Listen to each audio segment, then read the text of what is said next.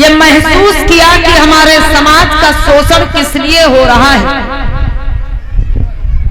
उनकी समझ में आया कि हमारा समाज पढ़ा लिखा नहीं है, शिक्षित नहीं है, इसीलिए हमारे समाज का शोषण हो रहा है, हमारे समाज पर अत्याचार हो रहा है। तो ज्योतिबा राव फुले जी ने अपनी पत्नी सावित्रीबाई फुले से कहा कि हमें सबसे पहले अपने समाज की बहन और बेटियों को शिक्षित करना है। अगर हमारी बहन बेटियां पढ़ लिख गई, शिक्षित हो गई, तो आने वाली पीढ़ी अपने आप शिक्षित होती चली जाएगी। तो माताओं बहनों, आज माता सावित्री ने जवाब दिया, कहा कि अरे स्वामी, मैं खुद ही नहीं पढ़ी लिखी हूं तो मैं दूसरों को कैसे पढ़ाऊं। अब ज्योतिबा राव फूले ने घर पर ही सावित्रीबाई फूले को पढ़ना लिखना सिखाया। माता सावित्रीबाई फूले जब पढ़ना लिखना सीख गई तो वो घर घर में जाकर के बहन बेटियों को शिक्षित करने की बात करने लगी। आज होता क्या है, जब माता सावित्रीबाई लोगों से कहती हैं कि अपनी बहन को पढ़ाओ, अपनी बिटिया को पढ़ाओ, तो माताओं बहनों कोई भी अपनी बहन बेटी को पढ़ाने के लिए तैयार नहीं होता है। क्योंकि उस समय ये अफवाहें फैली थी कि नारी को नहीं पढ़ाना चाहिए। उस समय लोग कहते थे जो अपनी बहन बेटी को पढ़ाएगा उसकी बहन बेटी मर जाएगी। तो माताओं बहनों, लोग तैयार नहीं हुए, लेकिन ये बात धीरे धीरे उन लोगों तक पहुंच गई, अरे जो लोग चाहते थे कि महिलाएं ना पढ़ें, जो लोग चाहते थे कि ये बहन बेटियां ना पढ़े, वो लोग ज्योतिबा राव फूले के घर आ गए और ज्योतिबा राव फूले जी से कहा, उनके पिताजी को धमकाया, कहा कि तुम्हारे बेटा और बहू धर्म की व्यवस्था के खिलाफ काम कर रहे हैं, अपने बेटा और बहू को रोको। वो लोग ज्योतिबा फूले के पिता गोविंद राव को धमकी देते हैं कि अरे धर्म कहता है स्त्री पढ़ नहीं सकती, लेकिन तुम्हारे बेटा और बहू महिलाओं को, स्त्रियों को पढ़ाने में लगे हुए हैं, इसलिए अपने बेटा और बहू को रोको कि ये महिलाओं को पढ़ाना बंद करें। अगर तुमने ऐसा नहीं किया तो हम तुमको गांव के बाहर निकाल देंगे। अब ज्योतिबा फूले के पिताजी घबरा गए, अपने बेटा और बहू को पास में बुलाया और कहते हैं कि बेटा, ये महिलाओं को, लड़कियों को पढ़ाना बंद कर दो, क्योंकि धर्म कहता है नारी पढ़ नहीं सकती, अरे धर्म कहता है स्त्री पढ़ नहीं सकती। ज्योतिबा फूले जी कहते हैं, नहीं नहीं पिताजी, मैं कोई गलत काम नहीं कर रहा, मैं अपनी बहन बेटियों को जो शिक्षित करने का काम कर रहा हूं, इसमें मैं कोई गलत काम नहीं कर रहा हूं। मैं अपनी बहन बेटियों को शिक्षित करूंगा, मैं एक कदम पीछे नहीं हटा सकता। तो ज्योतिबा राव फूले के जो पिता थे गोविंद राव जी, वो नाराज हो गए, बोले ठीक है बेटा, अगर तुम मेरी बात नहीं मान रहे, अगर तुम ये समाज सेवा नहीं छोड़ सकते, अगर तुम महिलाओं को, लड़कियों को पढ़ाना बंद नहीं कर सकते, तो फिर तुम हमारा ये घर छोड़ दो, हमारा ये घर छोड़ करके चले जाओ। अब माताओं बहनों, होता क्या है, ज्योतिबा फूले और सावित्रीबाई फूले को उनके घर से बाहर निकाल दिया।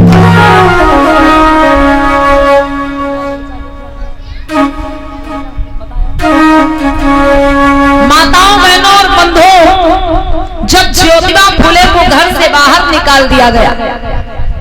किस लिए? अरे वो कोई गलत काम नहीं कर रहे थे, वो बस महिलाओं को, नारियों को पढ़ाने में लगे हुए थे।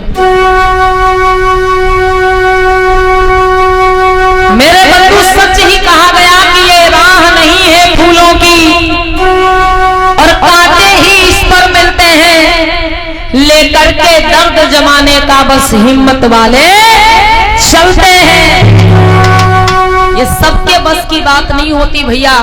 समाज के दर्द को, समाज की पीड़ा को, समाज के दुख को अपना दुख दर्द समझना। समाज में कुछ बिरले लोग ही होते हैं जो समाज के दुखों को देख करके उस दुख को मिटाने की कोशिश करते हैं। ज्योतिबा राव फुले जी भी यही कर रहे थे। उन्हें पता था कि हमारे समाज का शोषण इसीलिए हो रहा है क्योंकि हमारा समाज शिक्षित नहीं है। इसलिए उन्होंने शुरुआत करी थी कि हम अपनी बहन बेटियों को पढ़ाएंगे। अगर हमारी बहन बेटियां पढ़ गई तो आने वाली पीढ़ी अपने आप शिक्षित होती चली जाएगी। अब माताओं बहनों, ज्योतिबा फुले को जब घर से निकाल दिया गया तो कोई उनको ठहरने की जगह नहीं देता है भाई। उस समय एक मुस्लिम समाज के भाई थे, माताओं बहनों, उनका नाम था उस्मान शेख। मुस्लिम समाज के एक भाई थे जिनका नाम था उस्मान शेख। उन्होंने जब ज्योतिबा फुले के आंदोलन के बारे में जाना, समझा कि ज्योतिबा फुले तो लड़कियों को पढ़ाने की बात कर रहे हैं, महिलाओं को पढ़ाने की बात कर रहे हैं, और उस समय महिला को पढ़ने नहीं दिया जाता था। तो उस्मान शेख सोचते हैं कि ज्योतिबा फुले अच्छा काम कर रहे हैं, और वो ज्योतिबा फुले को जाकर के मिलते हैं और कहते हैं, ज्योतिबा फुले, तुम्हारे पिता ने तुमको घर से बाहर निकाल दिया, कोई बात नहीं, मैं तुमको अपने घर में ठहरने की जगह दे रहा हूँ। तुम मेरे घर में रह करके ये बहन बेटियों को, महिलाओं को पढ़ाने का काम कर सकते। उस समय पर अगर किसी व्यक्ति ने ज्योतिबा फुले भारी साथ दिया इस आंदोलन में, महिलाओं को पढ़ाने में, शिक्षित करने में, तो मुस्लिम समाज के भाई उस्मान शेख थे। जिस समय कोई अपनी बहन बेटियों को पढ़ाना नहीं चाहता था, माताओं में,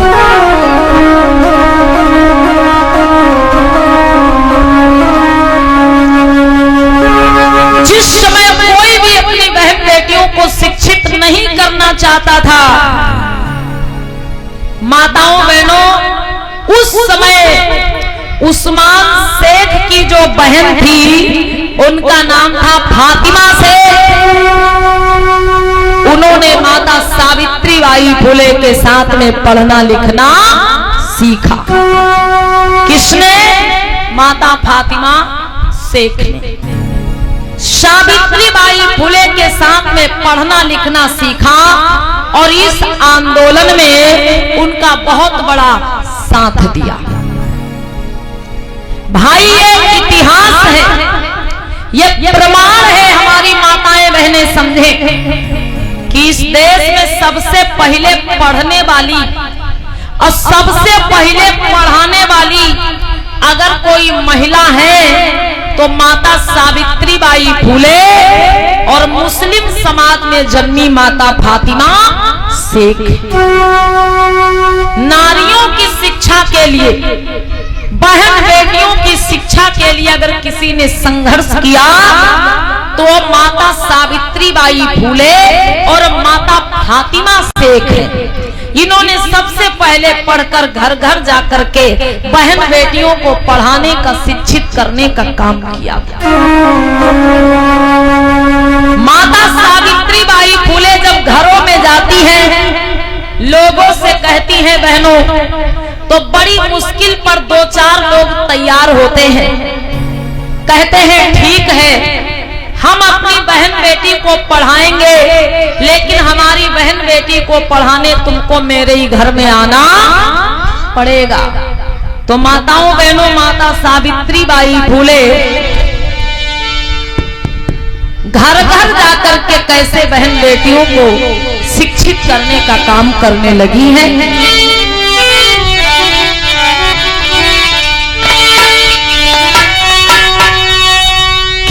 शिक्षा की ज्योति जलाई, कलम हाथों में उठाई,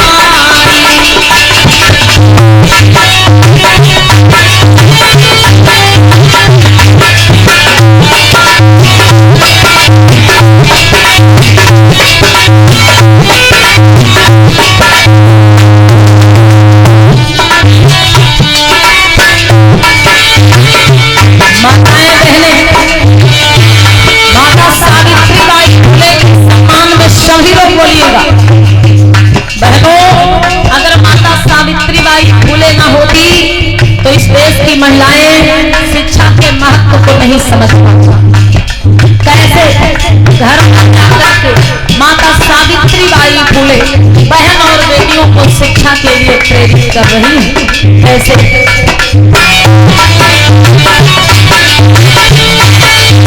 शिक्षा की ज्योति जलाई, कलम हाथों में उठाई,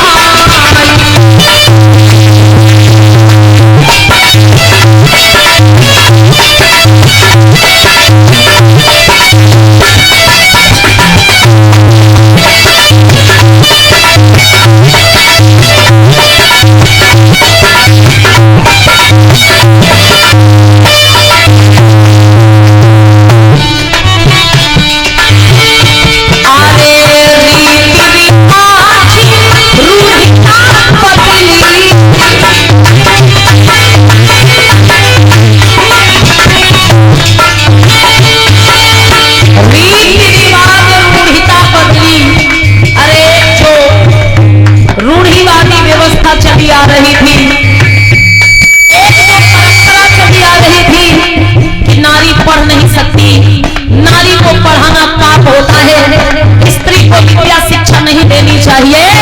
माता सावित्री बाई फूले ने उस व्यवस्था को तोड़ने का काम किया और क्या बताया,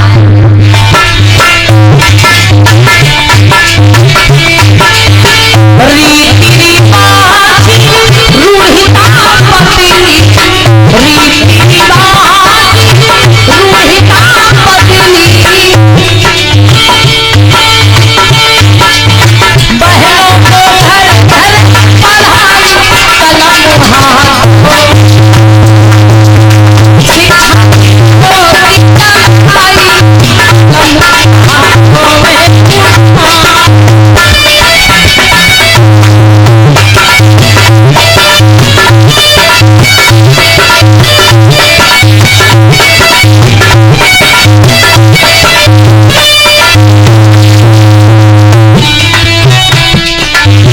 और माता सावित्री बाई फूले घर घर जाकर बहन बेटियों को क्या समझाती,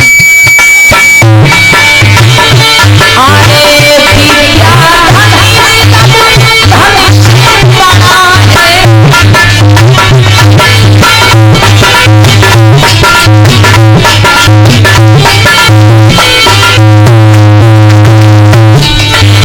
शिक्षा धन धन से बड़ा है, बहनों को जाकर बताती, कलम हाथों में उठा, शिक्षा की ज्योति जलाई, कलम हाथों में उठा,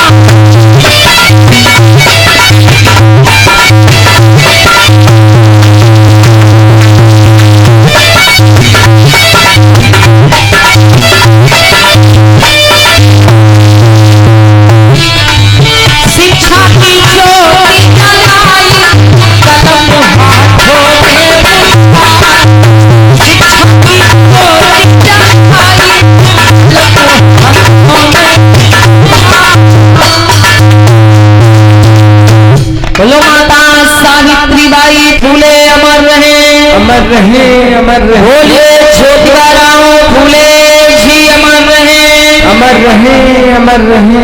माताओं बहनों, माता सावित्री बाई फूले जब घर घर जाकर के बहन बेटियों को पढ़ाने लगी तो होता क्या है, जो लोग चाहते थे कि ये महिलाएं ना पढ़ें, नारियां शिक्षा से दूर रहें, वो माता सावित्री बाई फूले का अपमान करते हैं। कैसा अपमान करते हैं कि माता सावित्री बाई फूले जब गलियों में गुजरती हैं बहनों, तो उनके ऊपर गोबर फेंका जाता है, कीचड़ फेंका जाता है। और गोबर कीचड़ कोई थोड़ा नहीं फेंका जाता है, इतना गोबर कीचड़ फेंका जाता है कि उनके पूरे कपड़े गोबर से कीचड़ से लथपथ हो जाते हैं। उन लोगों को लगता है कि सावित्री अब घर से बाहर निकलना बंद कर देगी, लड़कियों को पढ़ाना बंद कर देगी। लेकिन माता सावित्री बाई फूले हार नहीं मानती है। जब दूसरे दिन वो घर से निकलती है तो एक हाथ में झोला होता है जिसमें किताब होती है,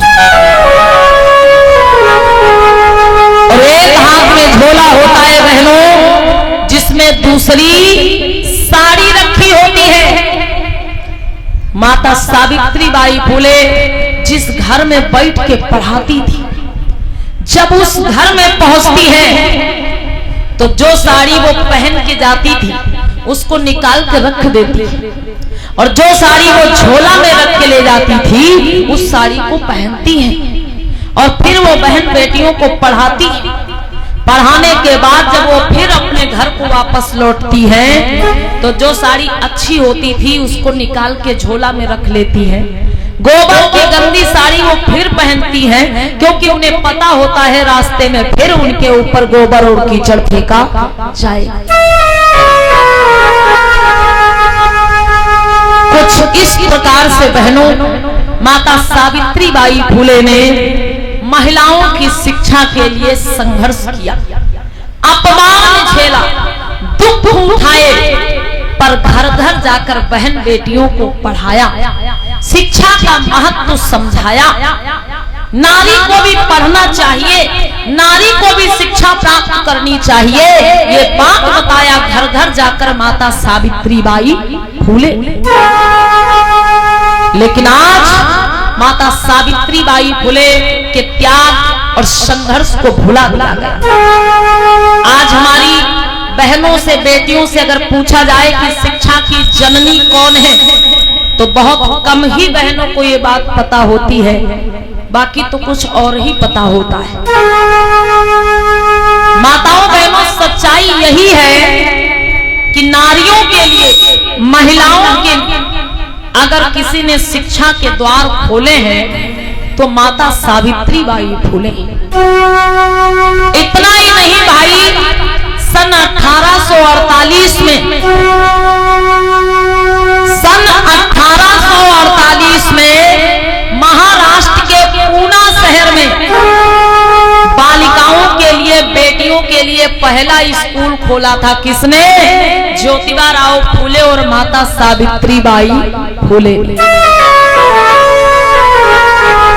सन 1848 में बहन बेटियों के लिए, बालिकाओं के लिए पहला स्कूल खोला माता सावित्री बाई फूले और ज्योतिबाराव फूले ने।